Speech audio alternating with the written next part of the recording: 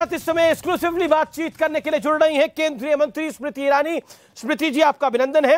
सरकार के 9 साल पूरे हुए हैं, 9 उपलब्धियां बताई जा रही हैं, लेकिन पॉलिटिक्स बहुत जबरदस्त चल रही है। राहुल गांधी कह रहे हैं कि उनकी यात्रा का बहुत बड़ा फायदा हो रहा है साउथ के अंदर, कांग्रेस कह रही है ये, और भारतीय जनता पार्टी को अब बहुत मेहनत करनी पड़ेगी अगर 24 में आना है तो।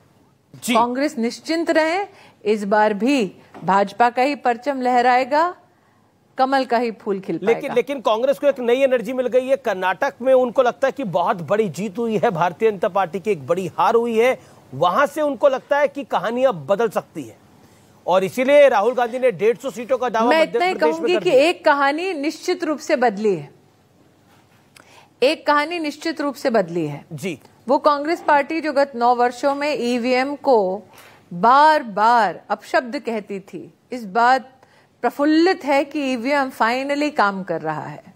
वो कांग्रेस पार्टी जो देश की सुप्रीम कोर्ट पर, देश के चुनाव आयोग पर कटाक्ष करती थी, टिप्पणी करती थी, इस बार अपनी एक प्रदेश की जीत के बाद हर्षो उल्लास के इस माहौल में कम से कम चुनाव आयोग को गाली नहीं दे रही है। एक ऐसा काम जो आपको लगता है कि इस सरकार ने जो करा है और वो गेम चेंजर है, आपकी राय में? गेम चेंजर ये रहा कि आपने 11 करोड़ परिवारों में, जिसमें प्रत्येक परिवार में कम से कम 4 लोग हैं, ऐसे 40 करोड़ नागरिकों को इज्जत से अपने दिन की शुरुआत करने की व्यवस्था कर दी।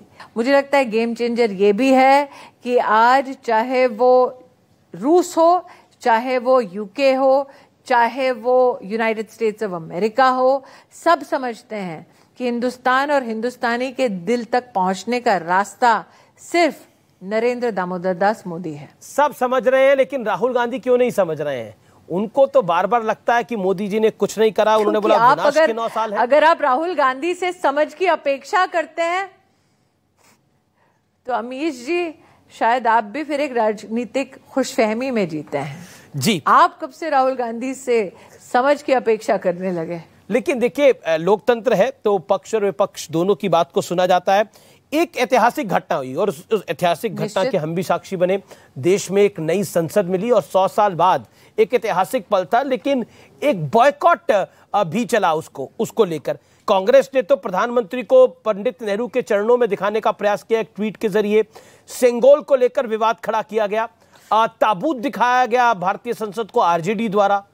जिनकी टांग खुद राजनीतिक एक कब्र में है, वो ताबूत दिखाएंगे तो कहीं ना कहीं ये उनकी राजनीतिक शैली का प्रमाण देते हैं।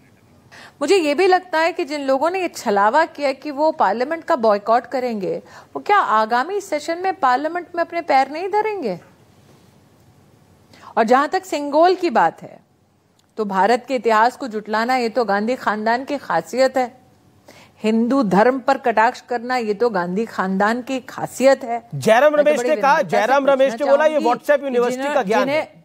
अगर नेहरू जी को जयराम रमेश इस प्रकार की अभद्र टिप्पणी कर सकता है, तो सोनिया जी को सोचना चाहिए कि ससुर साहब की बदनामी करने वाले को वो क्या अभी भी मीडिया का चार्ज देंगी? ये तो बहू जाने, उनका ससुराल जाने। जब सेंगोल को स्थापित किया गया, मंत्रोच्चारण हुआ, उससे पहले सर्वधर्म सभा भी हुई, लेकिन उसको एक धर्म विशेष के साथ जोड़ने का प्रयास हुआ और उसको लेकर भी एक पॉलिटिक्स है। Your take on that?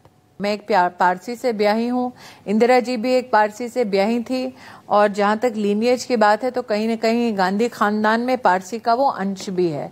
मैं एक प्रैक्टिसिंग हिंदू हूँ और बड़े गर्व के साथ आज कह सकती हूँ कि पारसी समुदाय की वहां प्रार्थना हुई, जिसे कहते हैं अशेम वहु वहिस्तमस्ते उस्तास्ति उस्तायमाय या दशाए वहिस्ते अशेम।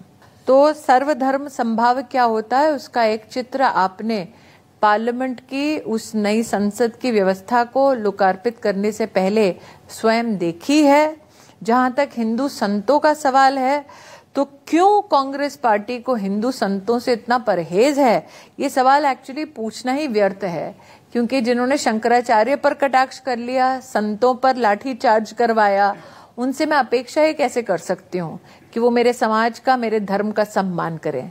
जिन्हें सत्ता की कुर्सी पर बैठकर हिंदू आतंकवादी प्रतीत होता है, उनसे मैं अपने समाज के प्रति कैसे सम्मान अपेक्षित कर सकती हूँ? जी। जो अपनी कर्नाटक की जीत को हिंदू धर्म के खिलाफ की जीत बताते हैं, उनसे मैं कहाँ अपेक्षा कर सकती हूँ कि वो मेरे धर्म के प्रति आदर का भाव रखें।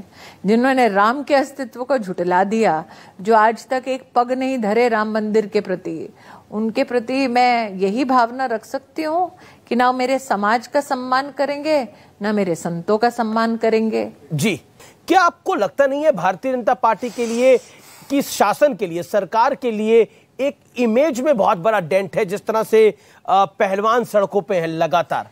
सुप्रीम कोर्ट ने स्वयं इस विषय पर अपनी टिप्पणी कर दी है। आपको भाजपा पर विश्वास ना हो तो क्या सुप्रीम कोर्ट पर भी आप विश्वास नहीं करेंगे? वर्तमान में एक इन्वेस्टिगेशन चल रही है।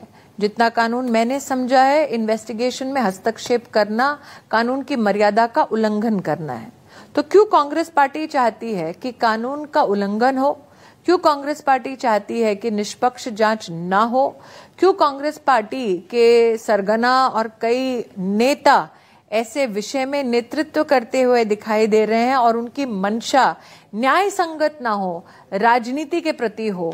ये प्रश्न तो निश्चित रूप से वर्तमान में जनता के मध्य में घूम रहे हैं। जिस तरह से प्रियंका गांधी ने ट्वीट किया कि खिलाड़ियों की छाती पर मेडल हमारे देश की शान है, लेकिन उस पर बूट रखे जा रहे हैं, क्या आपको लगता नहीं है कि ये एक पॉलिटिकल इशू भी बन रहा है और बड़ा पॉलिटिकल विषय बन रहा है? पॉलिटिकल इशू ही है,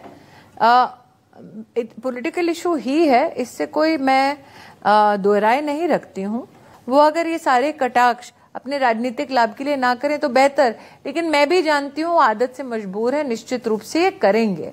2024 की लड़ाई क्या आपको लगता है एक बार फिर मोदी वर्सेस ऑल होने जा रही है, क्योंकि नीतीश कुमार सबको साथ लेकर चलने की बात कर रहे हैं? जो खुद अपने पैरों पर नहीं खड़े हो पाते वो साथ चलने की बात करते हैं अमित जी। और किस प्रकार का ये याराना है ये? कांग्रेस पार्टी ये जवाब दे दे। टीएमसी का हाथ सना है कांग्रेस के कार्यकर्ताओं के खून के साथ। क्या गांधी खानदान उस टीएमसी के साथ हाथ मिलाएगी? नीतीश जी ने गांधी खानदान को भ्रष्ट कहा, क्या गांधी खानदान उनका आलिंगन कर पाएगी?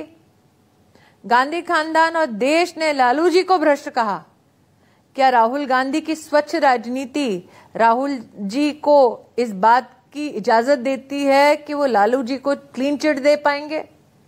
केजरीवाल साहब गांधी खानदान और कांग्रेस के कसीदे पढ़ते थे एक जमाने में, शरद पवार जी को गाली देते थे। आज उनका एक नया याराना हो रहा है इन लोगों के साथ। तो सबको एक कॉमन चीज जोड़ती है, वो कॉमन चीज है नरेंद्र मोदी। सब नरेंद्र मोदी के खिलाफ है। उन्हें लगता है कि नरेंद्र मोदी से निपटने, आपस में बाद में निपट लेंगे। जनता भी देख रही है, जनता ये जानती है कि वो एक अकेला सब पे भारी है। चलिए, जनता जानती है कि मोदी उनकी लड़ाई लड़ रहे हैं और वो अपने अस्तित्व की लड़ाई लड़ रहे हैं। यही फर्क है दोनों पक्षों में। बहुत बहुत शुक्रिया बेबाकी से बात करने के लिए, हर विषय पर बात करने के लिए। Thank you so much.